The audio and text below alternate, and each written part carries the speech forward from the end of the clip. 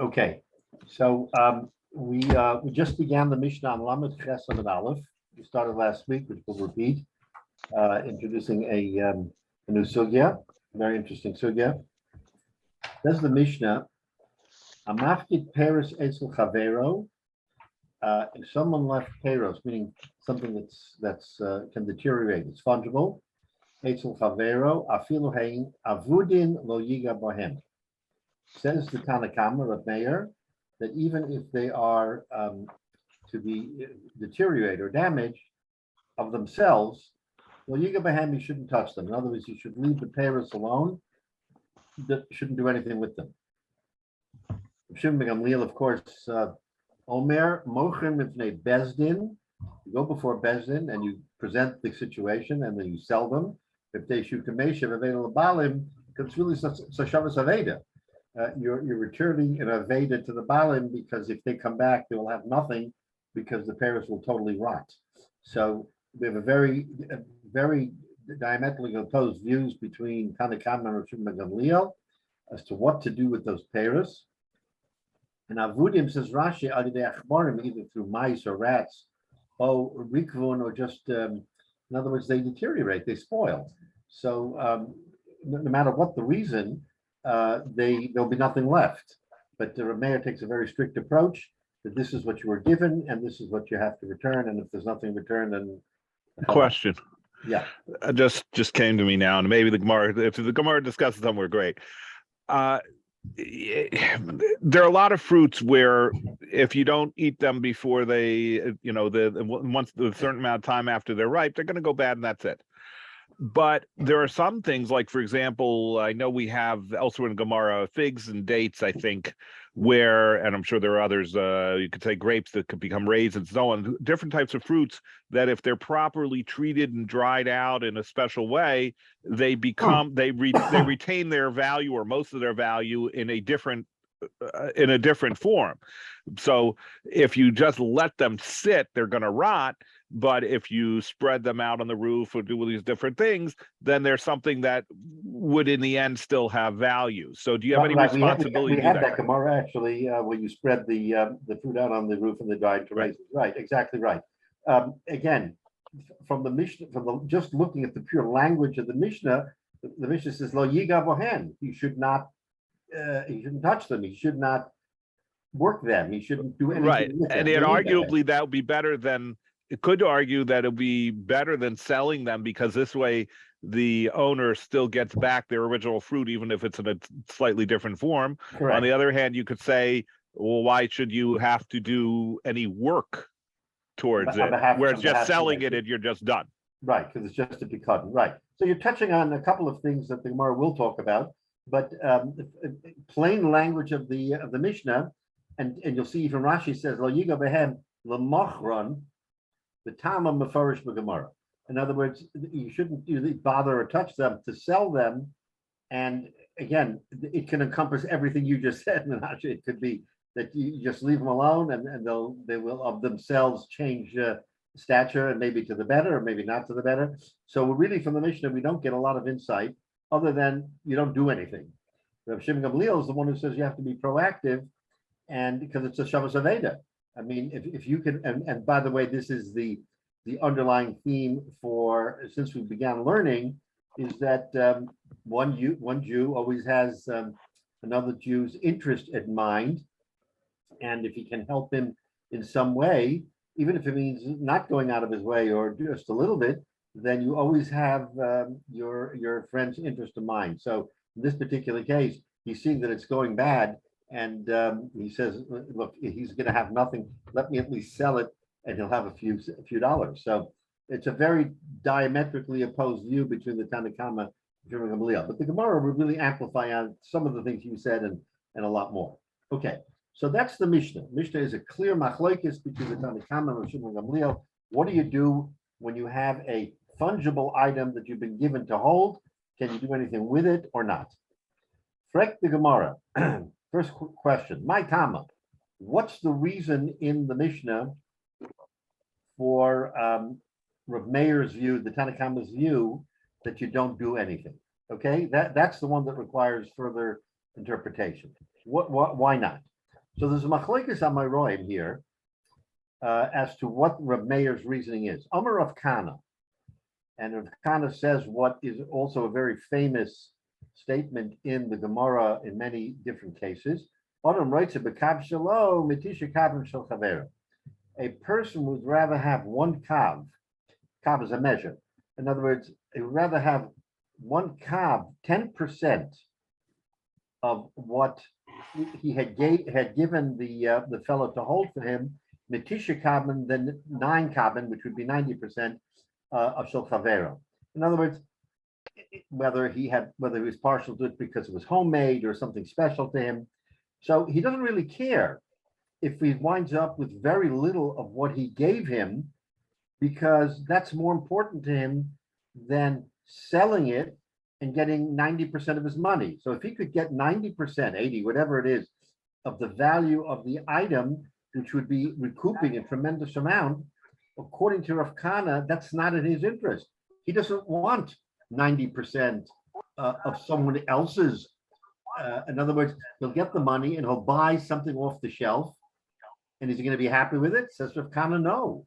So he'd rather have a minuscule amount of what's left, if something is left of the shmira that he gave, than 90%. And again, this is a famous statement in the Gemara. In many instances, where the Gemara says that chaviv la'adam, that a person it's more chaviv, it's more chashuv to a person what is personal to him, whether it's an heirloom or whether it's in this particular case food, maybe it was made by his wife or whatever the case may be. So in other words, that's the reason why lo yigo behen, according to Rav Kana, to Rav Kana's interpretation in the Tanna Kama is that a person likes what he's got and he doesn't want something else. So don't sell it, because he's not going to be happy even if it's 90% of the value. It's $100, he'll get back 90. He'd rather have $10 worth of his own than 90 of something else. Okay, that's Rav Kana's view. Rabbi, these are payros. Why would you think that somebody's going to have some attachment to payros? To an item of food, yeah. I mean, it's an interesting point. But Rashi says, "Kav shelo chaviva alav al yedei she'amol behen," because he worked at it. The kav sheyishar, and the kav that will be left over, in other words, the remaining kav, the kav sheshorlo mehem who wrote say he'd rather have that one kav that's left over, mitisha kavim shalacherim tiyikach b'dameyem im yamachram. So you can ask the question, I mean, what's he thinking? But clearly, maybe it's only one or two circumstances where this will really be valid. But I mean, if you take it to a non-fungible degree, let's say we're talking about a gemstone. We're not, but we're talking about a gemstone that's in jeopardy of something. And you say, I got to sell the gemstone, take the money, salvage it, and buy him something that will at least, he'll have something out of it because it's about to be thrown into the sea or whatever, you make up a circumstance. So, but here we're talking about food, which may be harder to understand. But again, it's the idea that it's mine. I worked on it. I made it. I baked this cake. I did this. So to me, that's the chashivas. And you can ask, I mean, why? I mean, again, you can hypothecate almost any circumstance where someone did something that has chashivas to him, even if it doesn't have chashivas to others, and he'd rather have it even in a small measure than salvaging and having a large measure. But I think the big difference is between a small farmer and a big farmer. Somebody who has acres of land and machines and everything else, the difference between this tomato and that tomato makes no difference. But somebody who has, you see that I've seen this many times over the years, the people who have their own little home garden and they bring in their fresh tomatoes to work to show them off and give them to people and so on. They're so proud of that, even though there's no inherent difference between those tomatoes and the ones you buy in a store. But they're his because he made them. Right. No, that good point. So that's the chashivas, is because I did it. So it's important to me. Anyway, so Rav Kana's position in the Tanna Kama is that it's all personal, and therefore lo yiga b'hem, you shouldn't have. Now we have a different view, And this is very interesting, which will open up the whole Gemara here, is Rav Nachman by Yitzchak Omer. No, it doesn't have to do with that. Chashinan shema osan hamafkid truma amasa al mokam acher. So there's a halacha as follows. Normally, when you give truma and masa, we know, of course, that there's a chiyuv of truma, masa, masa rishon, masa sheni, masa oni. You have to give it from the produce that's in front of you. In other words, you're harvesting, and everything in front of you has to be sort of laid out. And now you pick truma, 1 in 40, 1 in 50, masa, 10%, whatever. There is exceptions to that halacha, where you are allowed to give truma and maser from another crop that's not in this batch and designate and say, I'm about to give truma from this batch, and it is going to affect the batch that I have on my farm a mile away. So in other words, you could do it long distance. So herein opens the question, if I can do truma and maser, not from the stuff that's in front of me, what would happen in a situation where I gave you, Menashe, a batch of wheat to hold for me, and I decide, you know what, that batch of wheat that I gave you, that's what I'm designating truma and maser for my wheat that's on my farm a couple miles away. Now, he can designate it, he can say it, but if he says it and he doesn't really tell you, you don't know it. But if the point of this is that you can't touch it, then who cares? I gave it to you, you can't touch it, it's not yours. I'm allowed to, in certain circumstance, give truma and maser from this batch that I gave you, not the one that's in my farm down the road. And all of a sudden, if you're going to sell it because you want to do me a favor, someone's going to eat truma. That's also, you can't give truma to a non-kohen. So now you see the dilemma. Dilemma is, I gave you the food. You're not supposed to touch it because I have rights to it. I don't have to explain to you what I'm doing, but if I'm allowed to take this food that I gave you and designate it as truma maser, I've all of a sudden forbade it to everybody else other than to the kohen. And then lo and behold, you're going to do me a big favor. You're going to sell it to salvage it. And what are you going to do? That food is going to be sold to a non-kohen, and we're going to have a big problem. So according to Nachman Yitzchak, it has nothing to do with Kav, Shalom, with Tisha Kabin. It's a very practical thing, is if I'm allowed to do something to that food that is going to restrict it to the olam, then your selling it does me no favors. In fact, it creates an avera for somebody. So therefore, Rashi says,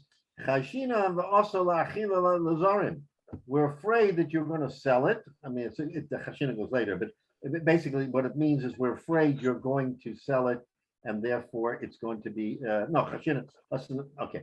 So now we have two Amoraim who have interpretations in the Tanakama. One says it's because it's personal to the giver, and he would rather have a small amount of a large item that gets spoiled because it's important to him. Nachman Yitzchak says, from a different perspective, that since he's allowed to do things with the food and doesn't have to ask your permission, is chashin shema asen hamafkid truma masa al makam acher, and therefore all of a sudden it's going to become usher to the world. So we have a machlokes amaroim in the Tanakama as to why lo yiga bahem. Okay, fine. That's a very valid interpretation. And now we're going to get into it. Correct? The Gemara Mesaveh. We see in a brisa. There's a brisa that says as follows: Amafkid peres etzel chaveiro. If someone gives peres to his friend to hold, harizeh lo yiga behen. He shouldn't hold them. He should not touch them. He shouldn't do anything. Now, there is a quid pro quo. Lefichach. Therefore, since he's not allowed to touch them, in other words, the result, the upshot of your not being able to touch the peres, says that brisa, is that it allows the mafkid, the one who gives the item, to sell them as truma and masa, and that makes sense.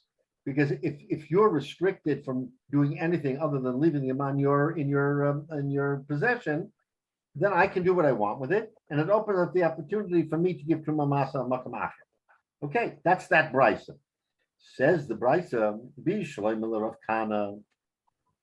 Now we're going to look into the Machlokes Amaroim based on this brisa. So Rav Kana, who says that Rotza Adam B'Kav Shalom Tisha Gavim Shel Chavero Hanadik Tani Lefichach. The question here is going to be, what is this Lefichach?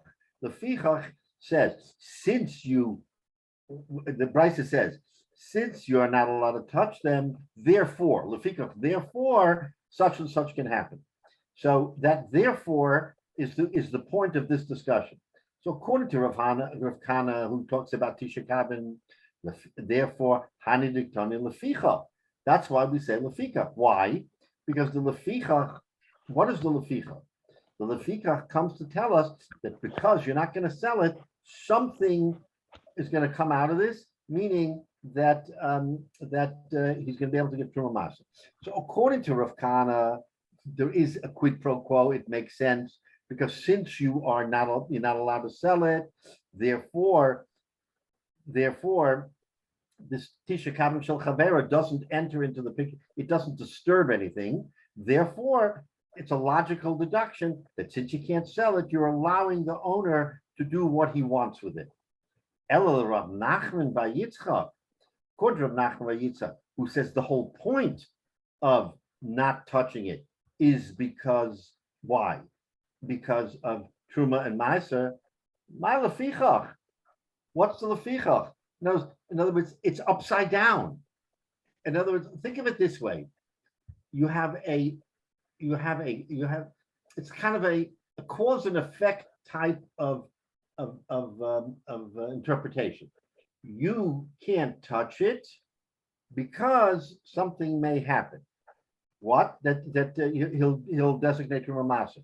But you're telling me that Brisa says that he shouldn't touch it because he'll sell it. So what's the Lefichach?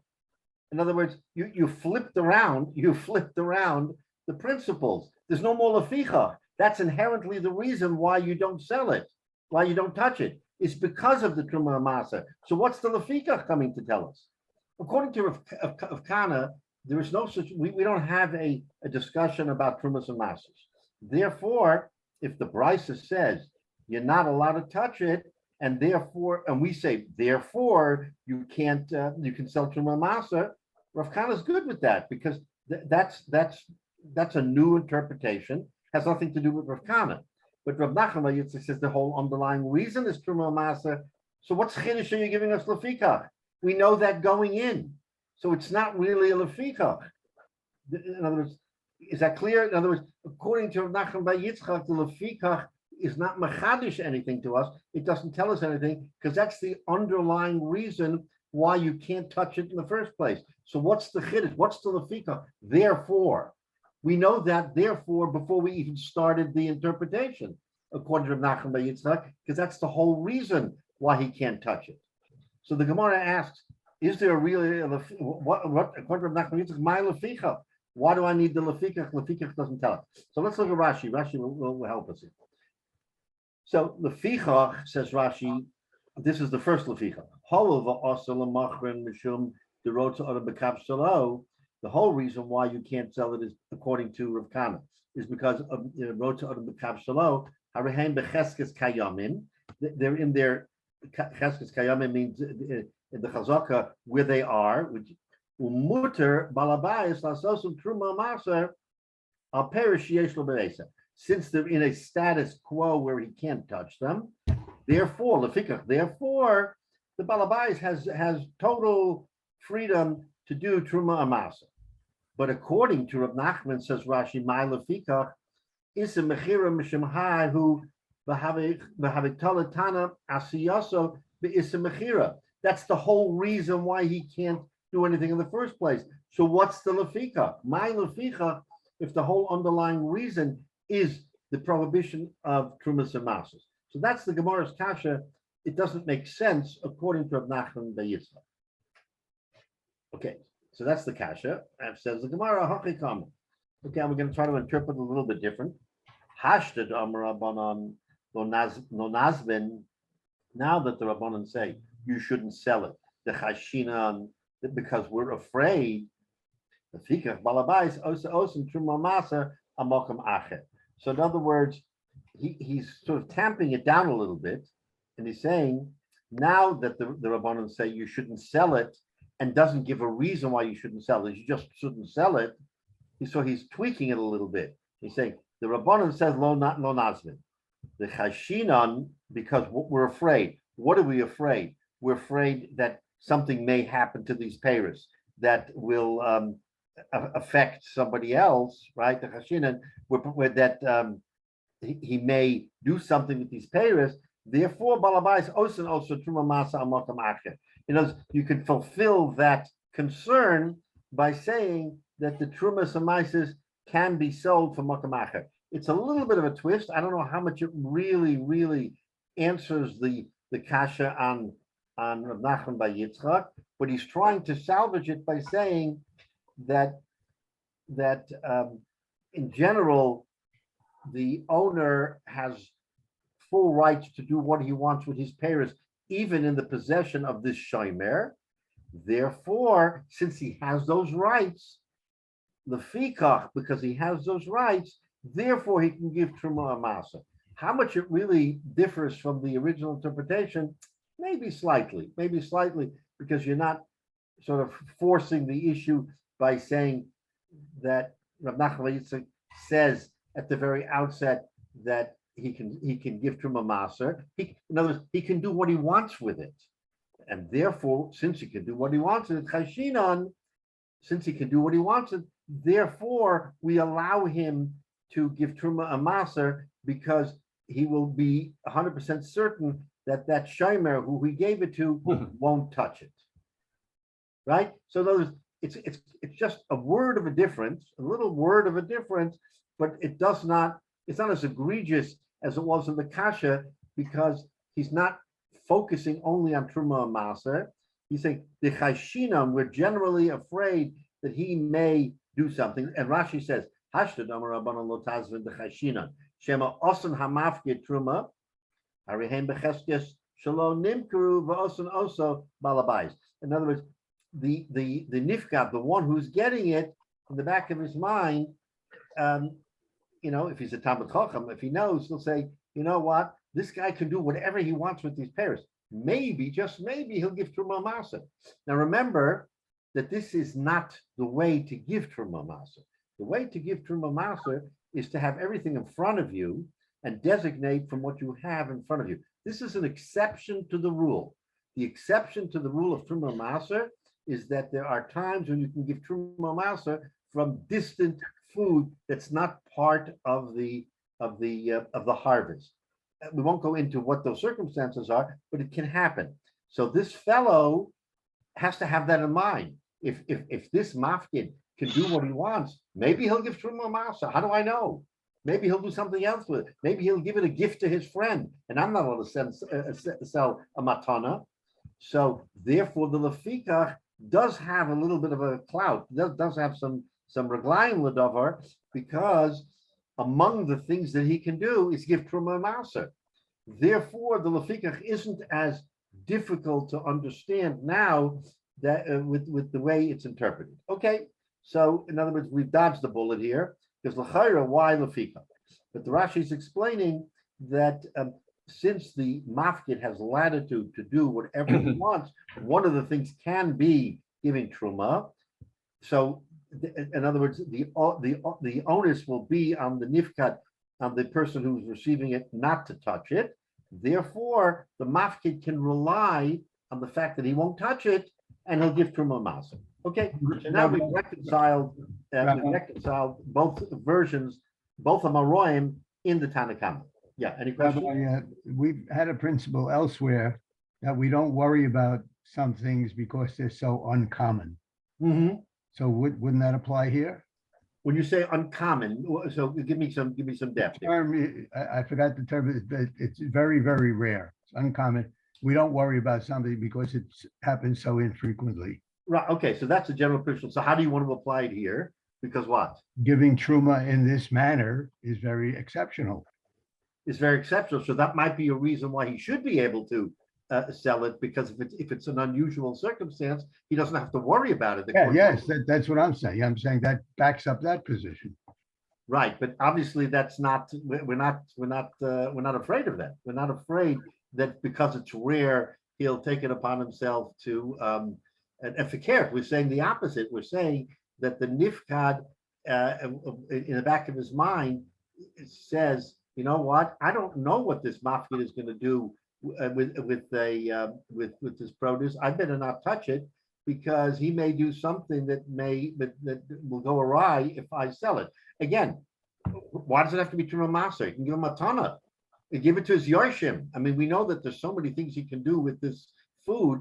So, why take a chance and do something that will upset the giver's intent? Therefore, because of that, we're saying that he won't touch it. He just won't touch it, and therefore, the mafkid has free reign, even though it's an unusual thing. He has free reign to give Truma Maser from this batch, even though it's not part of the whole batch. So the point is that the recipient, again, we're talking about in a time when maybe these were Talmidei Chachamim and they had more understanding about the halachas. If I give something to you or I give something to somebody else, am I going to think of every circumstance? I mean, my natural instinct, if I'm not given instruction or you're not given instruction and you're holding someone's food, it's about to spoil. Don't you have a natural inclination to say, I want to save this for the guy. I don't want him to lose it. I mean, that's sort of a natural instinct. So if we're not knowledgeable, let's say we don't know, I should think that he's going to give Truma Maser from something that he has from somewhere else. I mean, why would I think that? It's a little bit out of the beaten way. Therefore, the Gemara has to tell us, Tanakama has to say, Lo yiga b'hem. Why? Lefikach, because the fellow won't do it. He just won't do it. We know he won't do it. He won't sell it. Therefore, I'm not worried about giving it to Truma Maser because I'm relying on the fact that the guy I gave it to will not sell it. So again, in the time of the Gemara, that might be a better assumption because he'll know halacha or he'll know, more than the average fellow. Today, we may not be able to make that assumption and say that if I give it to somebody, that somebody natural instinct isn't going to be, I got to salvage for the guy. I'm not worrying about the repercussions. I'm going to salvage it so he has something out of this produce. But that's maybe the distinction. So the Gemara has to say, Leficha, because he can rely on the fact that the person won't do anything, therefore he can give Truma Maser from another batch. So it's kind of a different view that we're presenting here from the time of the Gemara, maybe to our own circumstance. Anyway, so we've reconciled, and we said that the Lefikach works both according to Rav Kana and according to Rav Nachman bar Yitzchak. Okay, so we're happy that Rav Nachman bar Yitzchak is part of the equation.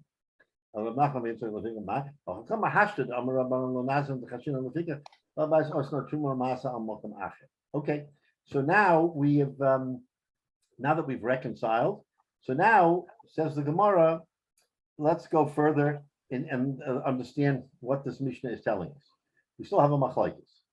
Okay, so now we have we're going to introduce a new mandam here. Amar Rabba bar Chana, Amar Rabbi Yochanan. Rabbi Chana says in the name of Rabbi Yochanan, machlokes b'chdei chisroina. Now we're going back to the Mishnah. The machlokes between the Tanakama and Rabbi Shimon ben Gamliel is b'chdei chesroina. What is b'chdei chesroina? Okay, so we're being introduced to a new concept, and that is, again, maybe people who handle produce understand this better, but when food is matched together and given to someone to put in storage, there is a natural shrinkage of the amount of food that has been given. And again, it's interesting because we're going to touch on this in a couple of blocks. And if you want to just quickly swing to Mem Amud Aleph, Mem Amud Aleph has a Mishnah that says Hamafke Peres Esel Chavera, there is a Yotzelo Chesronos. You start losing, says the Mishnah, automatically you start losing. In other words, you lose a fraction of the amount that you've given, depending on what the food is, the longer you keep it. And that Mishnah will go into much more detail, how much you lose, like for chitin, sa'orin, a half a kav, a quarter of a kav. So there is such a Mishnah, just to give us an idea. And we're afraid here that we're going to lose some. So Rabbi Bar Chana says in the Yochas, Machlokes b'chtei chesronam. The machlokes between the Tanakama and Rosh Gamliel is in the amount that's normal for it to shrink. In other words, if the normal shrink, let's say for argument's sake, is a half a kav, within that half a kav, Rav Kana, the Tanakama says you can't touch it, and Rav Shimon Gamliel says no, even in the half a kav, which is normal, you can salvage for the Baal. Okay, so now you know where this is going, because if it's in the normal range of what happens to produce, and there is this machlokes, what's going to happen when it's not the normal amount? Okay, so now the Gemara is going to tell us. Aval Yosef Michtei Chesroinam. Let's say he's standing there, and a month goes by, and lo and behold, instead of a half a kav, it has now shrunk a kav, a whole kav. Divrei Hakol Mochrin Bebezdin. So the Gemara says that even the Tanakama will agree that it's gone beyond the norm, and therefore you should go to Bezdin, and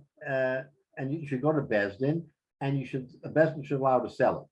So this is a chiddush that the Mishnah's machlokes is only within the norm of what's normal for this kind of food, and Tanakama says no, and Rav Shimon Gamliel says no. Even though, yes, that you can sell it even if it's within the normal range. But Rabbi Yochanan is telling us that if it's more than the normal range, even the Tanakama will admit that you're allowed to sell it. So Rashi says machlokes the Mishnisen, the machlokes in the Mishnah is b'chdei chesronan kederach shar tevios k'moshe mefurish Mishnasenu. That's the Mishnah we just talked about. Lechitin leorez tisha chatzi kaben lukur. For chitin of orez is rice, it's 9.5 kaben tisha chatzi kaben likur. So that's the normal range, and if it's in the normal range, then you have a machlokes Tanakama and Shimon Gamliel. But if the loss, the shrinkage starts going more than the normal range, then everybody admits, the Tanakama, as he said, Rabbanan, the Tanakama admits that you go to Bezdin because there now you're talking about a real loss, and even the Tanakama doesn't want someone to have such a large loss on a big amount of food that he's going to lose all of this. So it sounds like maybe the idea here is that if you see that this loss is due, let's say to insects or things like that, where there'll be gradual more and more and more, and so if now you know that this field is or this storage bin or whatever, it's losing at twice the rate, so we better sell it while it's still mostly there. Right. That's what he's saying. So he's now interpreting the Mishnah. From the Mishnah, we don't know that. From the Mishnah, we just know that there's a machlokes, and as far as we're concerned, I said at the very outset, he may lose 9 kaben. We'll see the Gemara talks about that. He may lose 9 kaben, but he'd rather lose the 9 and keep the 1 than sell it and recoup the 9. Says the Gemara, no, that's not the case. The Tanakama is not saying that. Tanakama is saying that he should only not bother if it's within the normal range. Once it gets out of the normal range, then even the Tanakama will say that he should sell it. Okay. Now, so now that Rabbi Yochanan has established that, let's look at the machlokes Amayroim, the Rav Kana, Rav Nachman by Yitzchak machlokes, and see how that fits into Rabbi Yochanan. Because Rabbi Yochanan is giving an interpretation of the Mishnah, of the machlokes in the Mishnah between the Tanakama and Gamliel. What does Rav Kana have to say about this? And what does Rav Nachman bar Yitzchak have to say about this? So now the Gemara is going to tell us.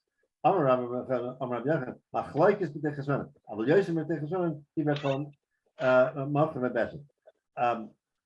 Adrav, so here we go. Adrav Nachman by Yitzchak Vade Pligi. This position of Rabbi Yochanan, Vadai, is in conflict with Rabbi Nachman by Yitzchak. Why? Because Rabbi Nachman by Yitzchak says that the owner has the latitude to sell the produce that's in the hands of the nifka, not itself, that he can give truma and maser from that. What does he care how much it shrinks, whether it shrinks or not? He's going to go ahead and do what he wants to do. So according to Rav Nachman by Yitzchak, Rabbi Yochanan's position is not acceptable, because that means that the owner, who's not present, he's not present when this is happening, he's going to say, you know what? I don't have to worry about anything that's going to happen to the produce that I gave that fellow, so I'm going to give Truma Amasa. In the meantime, according to Rabbi Yochanan, the holder of the fruit can go ahead and sell it. Why? Because it's it's more than the normal shrinkage. So he's going to go ahead and think, I'm doing him a favor. It's about to shrink double of what is normal. I'm going to sell it. But the owner, who's somewhere else, he doesn't even think about that, and he designates it a Truma Masa. Now what do you got? Now you have a big problem, because he will have designated as Truma Masa, and the Good Samaritan, the Nifgad, the one who's holding it, is going to say, I'm going to do him a favor because the halacha says I can. Halacha says that it's Yosef Mechdechas Rainan, I can sell it and salvage it for him. So now we have a conflict. So this Rabbi Yochanan position does not sit well with Rav Nachman by Yitzchak, right? Because it takes away his latitude to give Truma Masa. And that's the last thing he wants. He wants full latitude to do what he wants to do. So says the Gemara, Ad Rav Nachman by Yitzchak Vadai Pligi. It certainly doesn't comport with Rav Nachman by Yitzchak. Ad Rav Kana Milema Pliga. Does it really have a machlekes with Rav Kana? Why? Because Rav Kana says that it's about Kav Shalo, it's about what he, in other words, what's personal to him. Is Rabbi Yochanan's position going to affect Rav Kana? Because why? What's the question? Because Rav Nachman says that if it starts really shrinking more than the norm, you sell it. What about Rav Kana's position that I want to keep what's mine and not somebody else's? Will it affect? So that's the question. Vadai Rav Nachman by Yitzchak is a big problem. Is there a problem in Rav Kana? That's his question. So let's see what Rashi says. But if it deteriorates more than chasronim, Vadai pliga. Then in Rav Nachman by Yitzchak Vadai pliga. Hod Rav Yochanan. That what Rabbi Yochanan says. If we're afraid that the Baal, the owner, is going to give Truma, like we just said, it's going to be a conflict because he wants to give Truma Master from this batch. And in the meantime, the Good Samaritan is going to say, wait a minute, it's deteriorating more than it should. I'm selling it. Then we have a problem. But Kilema Pliga in Rav Kana is there a machlekes? Dafka Amar of Rav Kana She'im Tisha Kabin Hain Noach Lo Sheyovet Ad Kav V'Al Yemachram the Havala Yosef Mifdei Chesroinam Upliga Hod Rabbi Yochanan Lea Ilav. In other words, we're in doubt. We're in doubt whether Rabbi Yochanan's chiddush here is going to affect Rav Kana. Is Dafka Tish Kabin Nokin Elanoch Lo She'im Nifsid. What is that statement of Kana? What Rav Kana says, look at the words, does he mean that literally? Kav Shalom. What happens if it's a half a kav? What happens if the spoilage now dips into a greater amount where he'll have a half a kav, not a kav Shalom? Does Rav Kana take the same position? In other words, is this just a turn of a phrase, kav shalom, or does he mean it that he has to have at least a kav?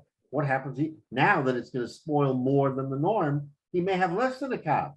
So in Rav Kana, we have a doubt as to whether Rabbi Yochanan's position is going to affect it. That's the Gemara's kasha. So ki pliga, is there really a machlokes in Rav Kana?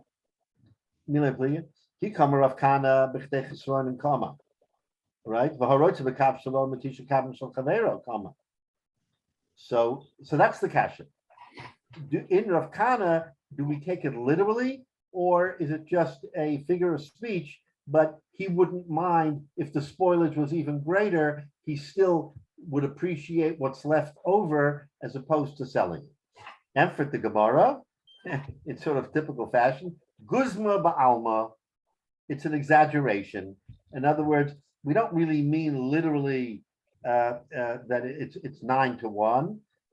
It's an exaggeration that he's not going to go down to the bitter end. So if it spoils more than the normal spoilage, says the Gemara, even Rav Kana will admit that you should sell it. So okay, so now we've sort of reconciled that machlokes in Amaroim that Rav Kana in the name of Rabbi Yochanan only works for Rav Kana. It doesn't work for Rav Nachman bar Yitzchak because we have the problem of selling trumas and masos. Okay, good on the album. So that's fine. Now we're going to look at another brisa. So that's the end of that brisa and the end of that machlokes. So there's another brisa. Lefikach balabayas also osim truma masa al. Remember, we said before this word lefikach troubled us in the beginning. What's the lefikach? So we reconciled that before. The brisa says lefikach balabayas also osim truma masa al makam acher. Frek the Gemara of Alechash Dilma Havaluhu Yosef Michtech Chesronam V'Zavinu V'Ka'achol Tevelim.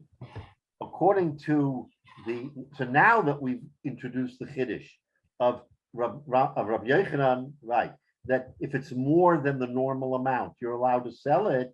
Now let's go back to the Lefichach. The Lefichach said, Balabais Osa Osim Truma Masa Mokam Acher. The Lechash, let's be afraid. Dilma Havalu Yosef Michtech Chesronam. The spoilage was more than the proportional amount. In other words, instead of a half a kav was a whole kav. V'Zavinu, and he'll sell it. V'Ka'achol Tevelim, and he'll eat tevel. So that's the kasha. The Lefikach gave us comfort that the balabais can do truma masa. But according to Rabbi Yochanan, if the spoilage is greater than the proportion that we have established, he will sell it. What's going to happen here is that he'll sell it. The balabais won't know. He'll go ahead and designate truma masa, and we're going to have a problem. So the kasha now is in Rabbi Yochanan. How do we reconcile that? We already said, okay, Lefika, that he's comfortable that the mafkid won't sell it, and therefore he'll do it. But is he still as comfortable when the amount of loss is greater than the norm? That we didn't say before. We only said it when it was within the norm, therefore Lefika, he can give it away.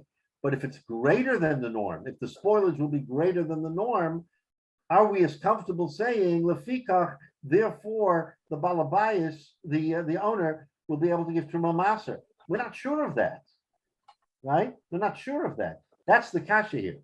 So what do we do with that? All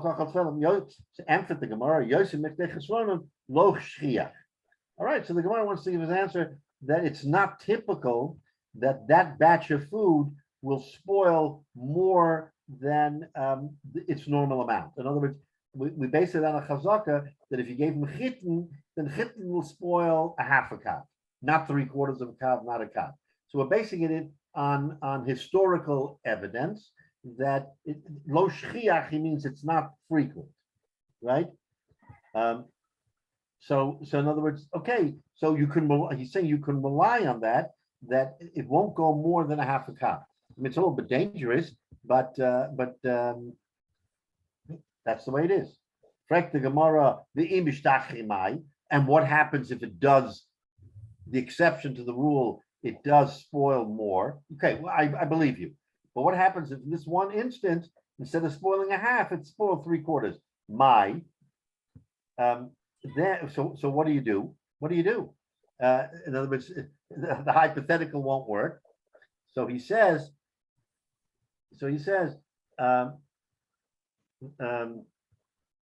Let's get what? So let's look at Rashi. Rashi says, Guzma Shefas Yosef, Mesa Rabbi Yochanan, Ochel Balabais, Tevelin, Shem Prosim, Mesukin, Shein Kayaman, Shusomach Aleim. She says, Lo Shchichi, Bein Lochish Bakach. Since it doesn't normally happen, we don't worry. Uparchinon, and the Gemara asks, V'im Mishtachei, Ma'im is Banin Lahu Bitmiya. In other words, V'im Mishtachei, Ma'im, can he sell it? Bitmiya, question, can he sell it? Right? V'lech Hashem Osam Balabais, Truma Masa Al Mokam Acher. So we have this dilemma, right? It's possible. And for the Gemara, ki mazbina nami lekehanim b'demei truma mazbina lahu. So now we have another chiddush that when he is selling it, he's selling it to a kohen. He's not selling it to a Yisrael.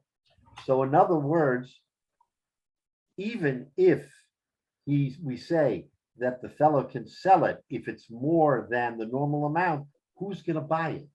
A kohen will buy it. So the kohen, it's okay. He can eat truma hamasa. It's not selling it to you and to me where we're going to be over a lav of eating truma hamasa. He's going to sell it look to another kimas binan nami lekahanin, right? B'demei truma masbinan. So now we're not worried because we're saying that the ultimate recipient, the buyer, is going to be a kohen, and if he's a kohen, then he can eat it. So we're not worried about it. That's the current end. The truma is supposed to go to a Levi, though. Say it again. The truma is supposed to go to the maser is supposed to go to a Levi. So is it a problem if the kohen eats up? Right, but yeah, right. So okay, so here he's talking about. Okay, we're focused on truma, right? I mean, it's trumas and masers, right? So in other words, the truma he'll sell to a kohen, and the maser he'll sell to a Levi. The point being that if he designates it as truma and maser, then it'll go to the right source. So we're saying that we're not worried about it because as long as the nifgad is instructed not to do anything with it, then nothing bad will happen. But I think we worry in general far more about truma than about meiser, I guess, because of the kedusha of it. Right. So maser, no, but right. So truma does have a little bit more weight to it. That's correct. But in any event, we're assuming that the person will know not to sell it to a Yisrael. That's the important thing is that there will be a designation here. Don't sell it to anybody other than a Kohen and or Levi. So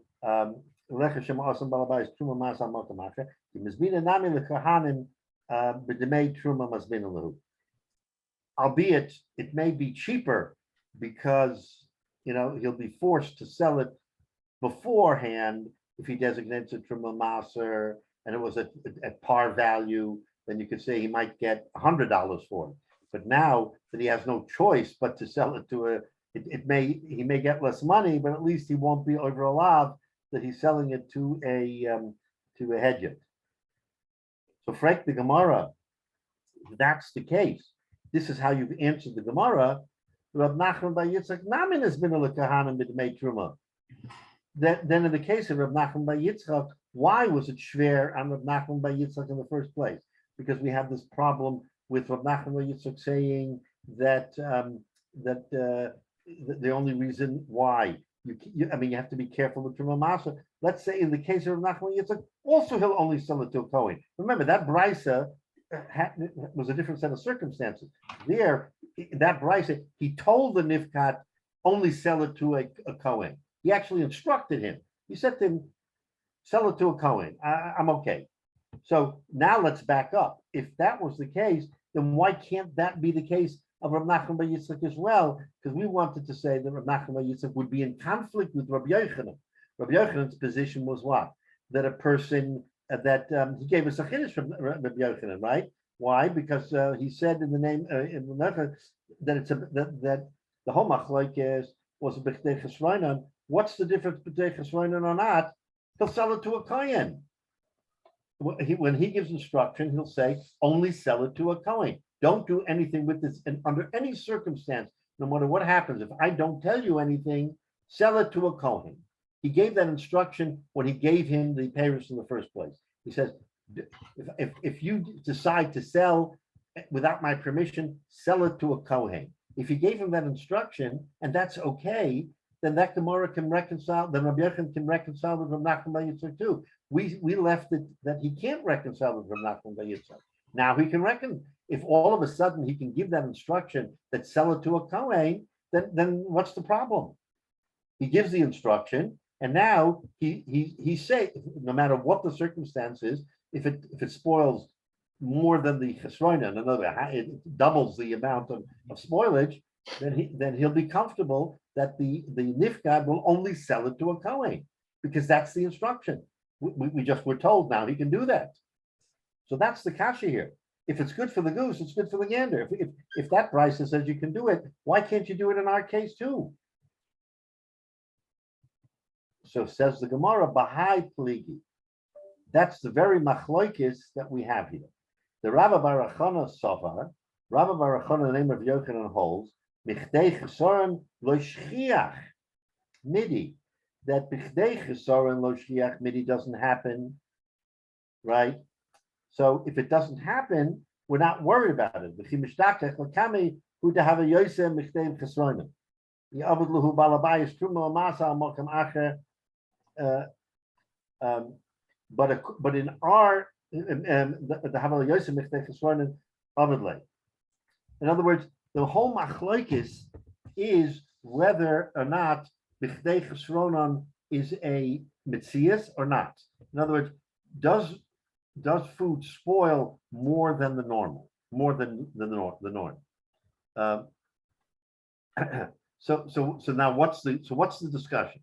So the very machlokes now is the Rabbi Barachana says that that since it does not spoil more than the normal, and so we ask the kasha what happens if it does, right? So we're saying that that since it may take a much longer time to spoil more than the normal. Therefore, if the owner actually gives truma ma'isa from another place, right? Then more than likely he did it before it spoiled completely. In other words, he's telling us it takes a long time to spoil. So the Gemara is making certain assumptions. It takes a long time to spoil. So therefore, when the likelihood of the balabais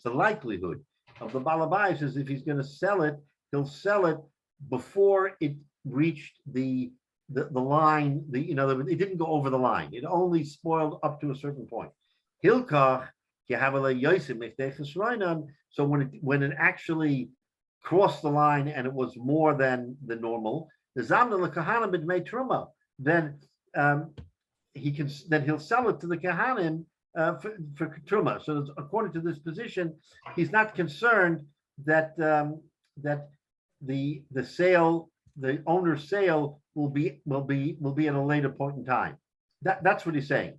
Now, in that brisa, since the norm is that it doesn't spoil, we're not going to worry about it. If there's going to be a transaction between the owner and to give truma, it certainly will happen before the likelihood, because it's lo shchiach. Remember, we're saying lo shchiach. It's not likely that it spoils more than the norm. So then this case is a normal case where he's giving truma maser from here to there, and it's okay. Now, all of a sudden, later, it spoils more than the norm, right? Because that's the kasha. He said, no, we don't worry about that. He's already sold it to a kohen. The kohen has it, and everything is good. But in the case of Rav Nachman bar Yitzchak, right, who says that you can't do it, he's saying, no, wait a minute. It's possible. It's within the realm of possibilities that it will spoil more than the norm. And if that's the case, then and that may happen sooner than later. again, this is all a question of now having to understand the produce. If he's saying that there is no, it can happen all the time, then it can happen. So in other words, it's not going to take months and months and months for it to spoil more than the norm, right? And if you say that he can sell it, then if you allow the nifgad to go ahead and sell it, then he will have already sold it to somebody else, and lo yoda de zivna, he will not know that it was sold. And in that case, he's not going to sell it just to a kain, because he'll sell it to anybody. If he sells it to anybody, then he will eat tevel. So what the Gemara is telling us is that because the kasha was, we've now reconciled that Rab Nachman bar Yitzchak in the view of Rabbi Yochanan, who says that we're talking about miftei chesroin and only in the normal, that it doesn't spoil more than normal. Then the kasha was, then Rabbi Yochanan can also be reconciled. So the answer is no. The machlokes here is how quickly it spoils. So if you say it spoils quickly, if you say it doesn't spoil quickly, that's what the Brisa says, then we have no problem, because he sells it to whoever he wants to sell it, and he designates it Truma Maser, and he sells it to a Kayan, and therefore the Kayan will get it and there won't be a problem. But if you take the view that spoilage more than the norm can happen right away, then we're going to have that same dilemma of he's going to sell the produce and he'll wind up selling it, and it's going to be improper because he'll sell it to a hedjit and they will eat, and he'll eat tevel.